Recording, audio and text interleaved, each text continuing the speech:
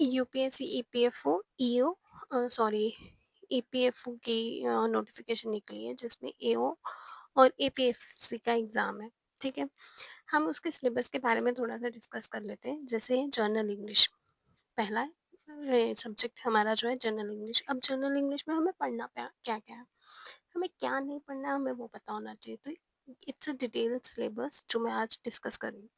जैसे grammar and vocabulary में हम पढ़ेंगे parts of speech, sentence structure, subject verb agreement, tenses क्या होते हैं, मॉडल्स क्या है, preposition, conjunction, articles, adjectives, adverbs and determinants.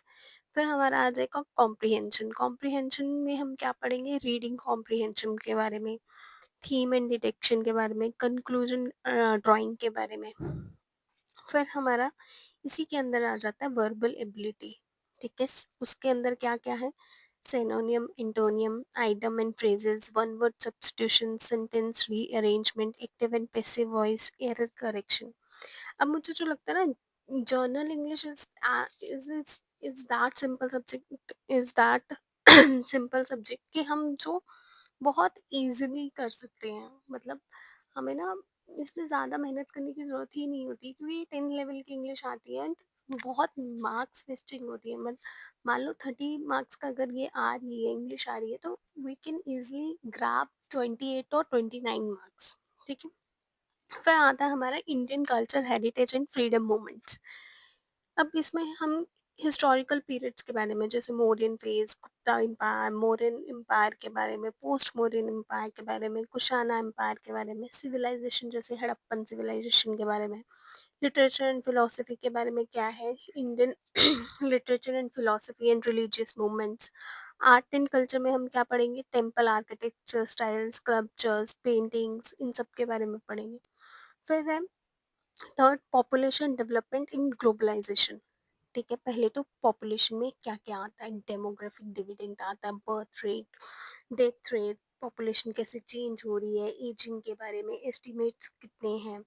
फिर माइग्रेशन की वजह से कितनी पॉपुलेशन इंक्रीज हो रही है, कहाँ की डिक्रीज हो रही है, क्या पैटर्न है, किस वजह से हो रही है, उसके बारे में। ग्लोबल इश्यूज क्या हैं, जैसे क्लाइमेट है, इकोनॉमिक है, फेयर ट्रेड है, फोर्स्ड माइग्रेशन है, ह्यूमन ट्रैफिकिंग है, इन सब का। फोर्थ है governance and constitution of India. कुछ टॉपिक्स ऐसे होते हैं ना जो हमें पढ़ने ही पढ़ने हैं। जो मैंने अभी आपको 3 टॉपिक्स बताए ना, ये हर एग्जाम में आते हैं, हर एग्जाम में। आपको तो ये टिप्स पे होने चाहिए कि हाँ, एग्जाम आ रहा है, अच्छा ये 3 तो है ही है, प्लस आपका मैथ्स एंड रीजनिंग। ये आप एक एक महीना एक एक कंपोनेंट पकड़ो, आराम से 2-2 घंटे एक एक सब्जेक्ट को दो। 2-2 घंटे, अगर 3 सब्जेक्ट भी आप लेके चलते हो, 2 घंटे सुबह, 2 घंटे दोपहर, 2 घंटे शाम को, 6 घंटे आपने पढ़ा। देन शाम को 3 घंटे में सारा रिवाइज, दैट्स इट। एंड फिर उसके बाद क्वेश्चन पेपर्स उठा लो, कोई भी क्वेश्चन पेपर्स उठाओ। मैं नहीं कहती सिर्फ एपीएफओ के ही उठाओ, यूपीएससी के जितने एग्जाम्स हो रहे हैं सबके उठाओ। कौन सा पेपर कहाँ से कौन सा क्वेश्चन उठ के आ जाए, डायरेक्ट स्टेटमेंट्स आती हैं, तो इस चीज़ का आप ध्यान रखो। हाँ, हम भी कवर करेंगे, हर एक चीज़ डिटेल में पढ़ेंगे। जैसे जर्नल इंग्लिश है, गवर्नेंस है, पॉलिटी है, मैं रेफरेंस बुक्स उठाऊंगी। फर्स्टली मैं पॉलिटी से उठाऊंगी और हिस्ट्री। ठीक है, पॉलिटी, हिस्ट्री एंड एक छोटा सा सब्जेक्ट उठाऊंगी, जैसे ग्लोबलाइजेशन वाला। ये बहुत छोटा है, तो 2 हैवी सब्जेक्ट्स के साथ एक लाइट सब्जेक्ट होगा तो इजिली चीज़ें हो जाएंगी। ठीक है, फिर कॉन्स्टिट्यूशन फ्रेमवर्क में क्या आता है, अच्छा कैसे बना, हिस्ट्री क्या है, एवोल्यूशन क्या है, फीचर्स कहाँ से हमने लिए हैं, अमेंडमेंट्स क्या है, लेजिस्लेटिव बॉडीज़ के बारे में, पार्लियामेंट एंड स्टेट लेजिस्लेचर्स के बारे में, स्ट्रक्चर, फंक्शनिंग, सब के बारे में, गवर्नेंस क्या है, कैसे गवर्नेंस होती है, कि कौन काम कर रहा है, कौन नहीं कर रहा है, म्यूनसिपैलिटीज़, लोकल गवर्नमेंट, पंचायती राज, सब कुछ इसमें डिस्कस होगा। फिर आज की ट्रेंड के हिसाब से इकोनॉमी कैसे चल रही है, पहले तो आपको बेसिक ऑफ द कॉन्सेप्ट पता होना चाहिए, हिस्ट्री कैसी है हमारी, कहाँ से economy, balance of payment, physical policy, monetary policy, financial inclusion, अभी क्या स्कीम्स चल रही है, बजट, इकोनॉमी सर्वे, सब कुछ पढ़ेंगे, मैक्रो एंड माइक्रो इकोनॉमी। आप इंडियन इकोनॉमी के लिए मैं कुछ नहीं रेफर करूँगी, just 11th and 12th class की एनसीईआरटी, दैट्स इट। जिसने इसको अच्छे से एक एक वर्ड को अच्छे से डिटेल में पढ़ लिया, वो आपको इजीली समझ आ जाएगी, आपको कोई रेफर बुक उठाने की जरूरत नहीं है। फिर है अकाउंटिंग एंड ऑडिटिंग। अगर किसी को 11th क्लास की और 12th क्लास की पहले टफ लगती है, go with 9th class and 10th class, फिर देन 11th एंड 12th पढ़ो, ठीक है। अकाउंटिंग एंड ऑडिटिंग में हम पढ़ेंगे industrial relations, labours laws, insurance क्या है, कैसे इंश्योरेंस पॉलिसी होती है, लेबर्स के लिए क्या लॉज है, उनके राइट्स को कैसे प्रोटेक्ट करना है, उनको हमेशा अच्छी वैल्यू ऑफ वेजेस मिलने चाहिए, इंडस्ट्रियल रिलेशंस क्या हैं हमारे, उन सब के बारे में। ऑडिटिंग क्या होती है, जर्नल ऑडिट, हम सुनते हैं ना कि ऑडिट है, व्हाट इज ऑडिट। ऑडिट एक, ये हम ऐसे समझ लो, आपके फादर ने आपको एक पॉकेट मनी दी 5000 रुपीज पर मंथ।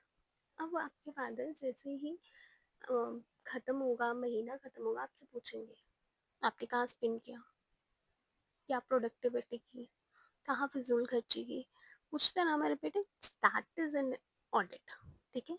एक लेमन लैंग्वेज में अकाउंटिंग प्रिंसिपल, हम कहाँ पे किस पैसे को कितनी अच्छे से यूज करते हैं उसके बारे में। फिर basic knowledge of computer science and general science. Computer science नहीं है, कंप्यूटर एप्लीकेशन है, that is also basic level, 10th और 12th लेवल का। हमें जावा नहीं सीखना है, हमें सी प्लस प्लस नहीं सीखनी है, हमें पाइथन नहीं सीखनी है, हमें एआई नहीं सीखना है, हमें सिर्फ उनके कॉन्सेप्ट्स पढ़ने हैं। पाइथन और सी प्लस प्लस लैंग्वेजेस के कॉन्सेप्ट नहीं पढ़ने, हमें थोड़ी थोड़ी कैसे आया कंप्यूटर, कंप्यूटर से पहले क्या था, अबेकस कहाँ से आया, सुपर कंप्यूटर्स क्या हैं, ठीक है, मिनी कंप्यूटर्स क्या हैं, इन सब के बारे में, हिस्ट्री ऑफ द कंप्यूटर्स, इन सब के बारे में पढ़ेंगे। Elementary mathematics, statics and general ability में, जैसे एलिमेंट्री मैथ्स क्या होता है, आप 6 से लेके 10th तक का मैथ्स पूरा पढ़ डालो, शॉर्ट एंड ट्रिक्स देखो, एपी क्या है, ट्रिग्नोमेट्रिक साइंस देख लो, 10th का है ना, पूछ सकते हैं, यूपीएससी कुछ भी पूछ सकता है। स्टार्ट्स क्या है, मेंटल एबिलिटी में आप कितना डिसीजन मेकिंग ले सकते हो, उन सब के बारे में। और मैं एक चीज़ बोलूँगी, सिलेबस प्लस पीवाईक्यू दोनों साथ में रखना। हम एक काम करेंगे, जो टॉपिक पढ़ेंगे, जैसे मैं कल से जो स्टार्ट करूँगी, पॉलिटी स्टार्ट कर रही है, ठीक है। पॉलिटी के साथ में क्या करूँगी, जैसे मैंने एक टॉपिक पूरा कंप्लीट किया, उसके साथ में उसके पीवाईक्यू एमसीक्यूज टाइप, क्योंकि आपको पता है जो यूपीएससी ईपीएफओ ए और इसका पेपर है ना, एपीएफसी का, ये इसकी मज़ेदार बात क्या है, सिंगल पेपर है, एमसीक्यूज है, पेपर क्रैक विथ आपको एक इंटरव्यू देना है, नथिंग एल्स।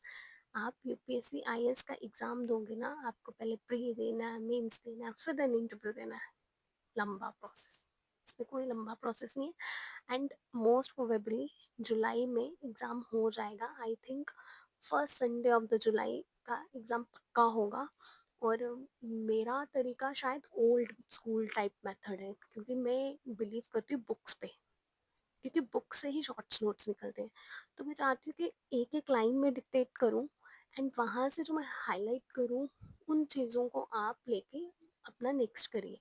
अगर आप ऐसे नहीं पढ़ना चाहते, please let me know in the comment section, मैं स्क्रिप्ट्स बना दूंगी। बट स्क्रिप्ट्स का फ़ायदा ही क्या है, जब आपने डिटेल में नहीं पढ़ा होगा। स्क्रिप्ट्स का फ़ायदा तब होता है जब आप डिटेल्स में पढ़ो, और डिटेल्स में खुद पढ़ने में बोरिंग लगता है, तो we will learn like a discussion method. Okay, I hope आपको अच्छे से समझ आई होगी जो मैंने बोला। Thank you very much, bye bye, take care.